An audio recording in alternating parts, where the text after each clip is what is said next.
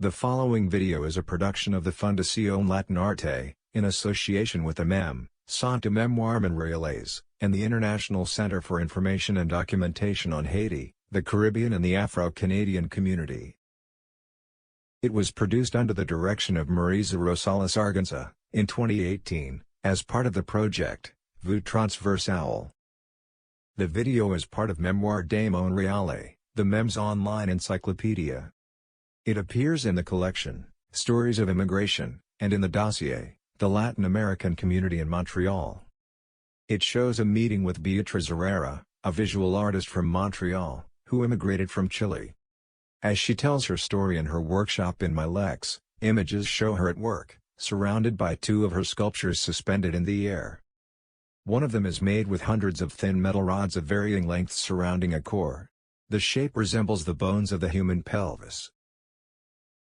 Outside the artist's studio, the sun shines over industrial buildings, and train tracks run along a battered fence. Credits begin. Images scroll by, as if on a film reel. Some of them stand out. Across Park Martin Luther King, St. Pascal Baylon Church stands beside Plaza Côte de Neige. In her workshop filled with metal parts and cables, the artist Beatriz Herrera is working. Facing Beaver Lake, a woman and her dog are sitting on a bench. The Place de Youville fire station stands under a blue sky. The title appears, Vues transversales. The film reel zooms in on the face of Beatriz Herrera. She has dark brown hair, and wears earrings and a large ivory necklace. Her workshop is filled with tools. My name is Beatriz Herrera, and I'm a visual artist. I usually describe myself as an electronic sculptor, and I do a lot of robotics, but drawing too at the same time. Well, in Montreal, I came in 2008, but I arrived in Canada before that. Originally, I immigrated to the West, to Calgary.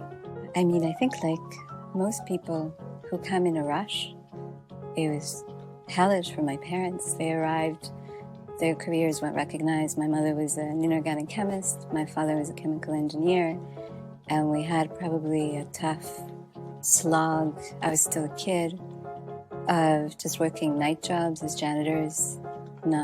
They both had to do the university education again, so they were very sad when I decided I wanted to be an artist.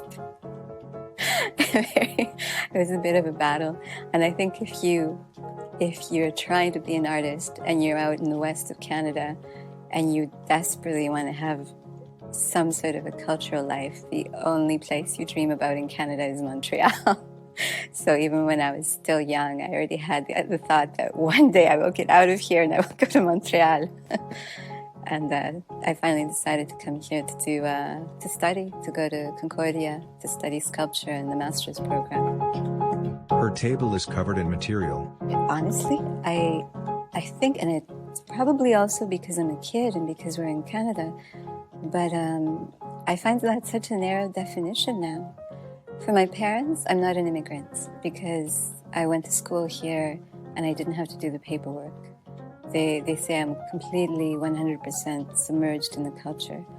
And for me, the first 15 years I lived here were just like the classic fight, getting into fights at school, having problems, having to literally fight my way through people hating me because I was different. Every kid goes through the same thing. The majority of everyone in any room will hate you just because you speak with a funny accent, or you don't speak at all, or you look a little strange. And I think now, I don't know what I consider myself, but I feel like I'm not an exception anymore. I feel like the diaspora is one of the most common human experiences. For people to move from their home to another city, to another country, through whether it's for money or for war, for love, for their careers, it's the most common. It's not the exception now.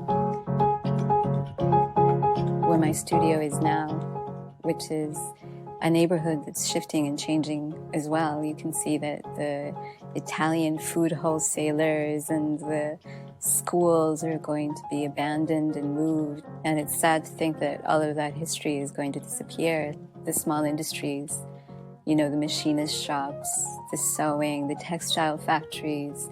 I was looking through the municipal archives and I realized that that building's still slated as a textile factory, and there hasn't been seamstresses or a textile factory there probably for decades, but it's on Beaubien West and Du Rocher, and it's really sad to see how in a couple more years that place probably won't exist. We look at around, I just found out yesterday the building where my studio is was constructed in 1919 as part of like the post-war industrial boom of Montreal.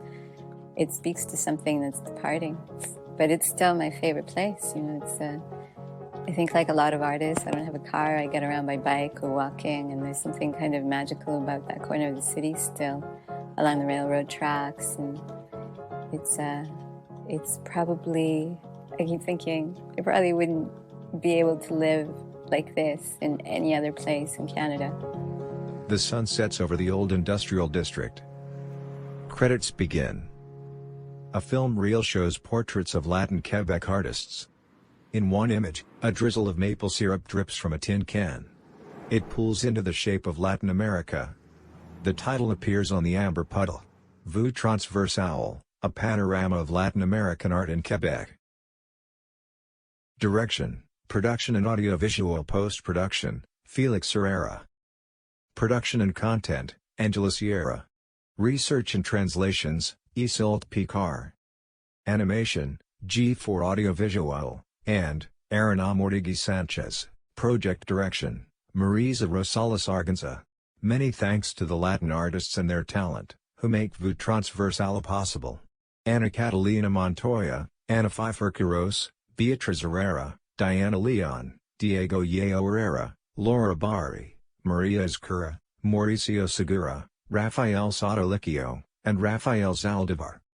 Music, Rafael Zaldivar, Circularity, Danza Negra, Decima, Don Heather, Eyesight, Miguaguanco, Oneness, and Pregonero.